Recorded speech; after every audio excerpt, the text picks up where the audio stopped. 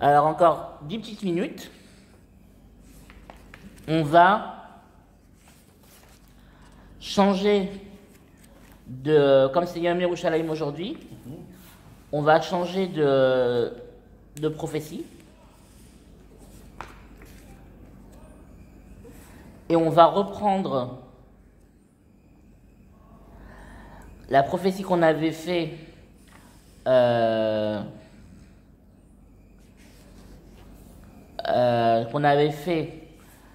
lorsqu'il y avait eu un Rosh Chodesh.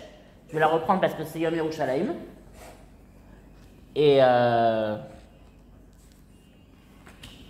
est importante. Simchou et Yerushalayim vegilu ba. 66, chapitre 66, verset 10. Alors, Simchou et Yerushalayim vegilu ba. Kol ohavea, tisou itam asos kol hamitaber imaleh. Célébrer Jérusalem, participer à sa joie et participer à son allégresse, tous ceux qui l'aiment. Réjouissez-vous avec elle par une joie, par une allégresse, une grande allégresse, tous ceux qui se sont endeuillés pour elle. En d'autres termes, le Navi nous dit ici la chose suivante, que il demande au Ham Israël de se réjouir dans la joie de Jérusalem et de se réjouir avec elle. Mais à qui il demande ça? À tous ceux qui l'ont aimé pendant la galoute. Ça veut dire toutes les personnes qui pendant la galoute, pendant l'exil, ont eu à cœur de faire tout pour Jérusalem et pour Eretz Israël, pour la terre d'Israël. On voit que dans certaines communautés, notamment dans les communautés d'Afrique du Nord, à partir du XXe siècle, on voit des collectes entières des collecteurs entiers qui vont récolter de l'argent pour Eretz Israël et pour aider Eretz Israël. On le voit au XXe siècle avec les coupotes, avec les tzedakah de Rabbi Meir Balanes qui aident la ville de Tibériade et le kollel de Rabbi Meir Balanes. Mais on l'a vu tout au long de l'exil. Il y a toujours eu des envoyés d'Eretz Israël, mais c'est encore plus au XXe siècle avec le Keren Kayemet, avec le KKL, avec d'autres institutions qui aident Eretz Israël. Mais on a toujours eu pendant la galoute des envoyés des villages, des yeshivot d'Eretz Israël et même des envoyés des villes et villages d'Eretz Israël où il y avait des juifs qui envoyaient des émissaires dans tout le monde entier pour récolter des fonds. Et donc ça, c'est ceux qui se réjouissent, c'est-à-dire ceux qui sont mal dans la galoute, qui savent que la galoute, que l'exil est temporaire. Parce que, en fait, il y a une différence entre savoir que l'exil est temporaire et vouloir s'enraciner dans l'exil. Qu'est-ce que ça veut dire vouloir s'enraciner dans l'exil? Ça veut dire faire en fait comme les Allemands du 19e siècle. Les Allemands du 19e siècle ont dit, le judaïsme allemand a dit que maintenant que les nations nous ont donné l'émancipation, nous allons pouvoir nous implanter parmi les nations et leur insuffler la parole d'Akadosh Baruch Hu. Le Navi, Ishaya nous dit non, c'est pas comme ça qu'il faut faire. L'émancipation est un tremplin pour que tu puisses te réorganiser et monter en Eretz Israël. Et donc, dans la Gola, dans la galoute, dans l'exil, tu dois tout le temps penser à Eretz Israël. Et aussi, il nous dit la chose suivante, il nous dit que ceux qui a Tisha B'Av se sont endeuillés comme il faut, comme la halakha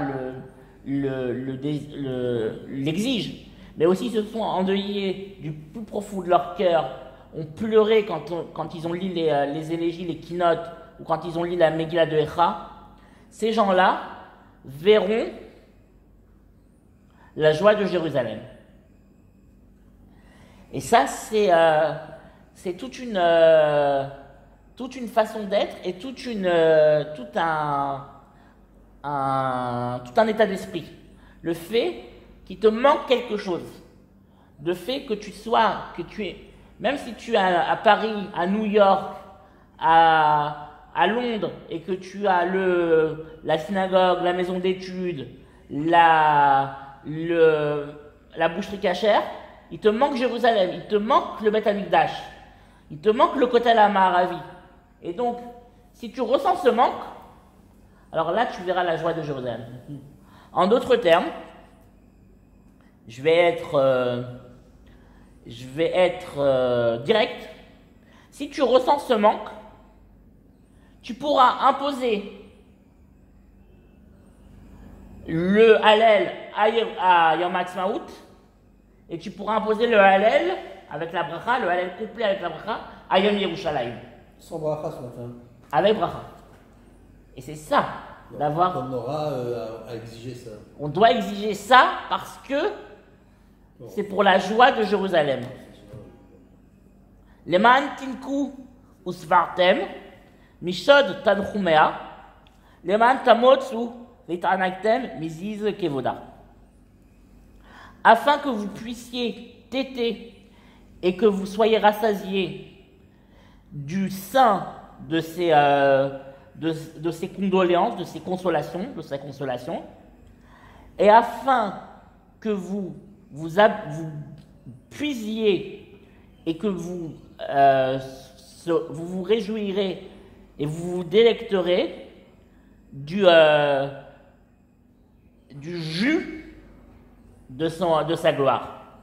En d'autres termes, là, le Navi nous dit la chose suivante, il nous dit, tout le but est que l'on puisse se réjouir dans la joie de Jérusalem et même se réjouir des petits moments, des petites traces de la joie de Jérusalem. En d'autres termes, qu'est-ce que ça veut dire? Ça veut dire que par exemple quand Jérusalem va s'agrandir, ou quand les routes de Jérusalem vont être refaites et que il y aura beaucoup plus de bus et de voitures et de trafic et beaucoup plus de population à Jérusalem, c'est-à-dire des petites choses comme ça où il y aura plus de maisons, des petites choses, pas des grandes choses où Jérusalem va rejaillir dans le monde entier. Ça, c'est bien sûr qu'on va se réjouir. Mais des petites choses du quotidien. Quand on va voir que des petites choses du quotidien vont bien se passer à Jérusalem, dans la ville de Jérusalem et dans toute Eretz Israël, alors là, on se réjouira. Parce que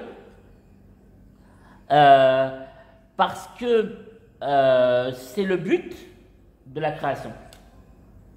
Kicho Amar Hashem, car ainsi parle Hashem. Inoni note Elea kenar shalom uchnachal shotef kevol goyim vinaktem al sad tenaseu val birkaim tishao shao.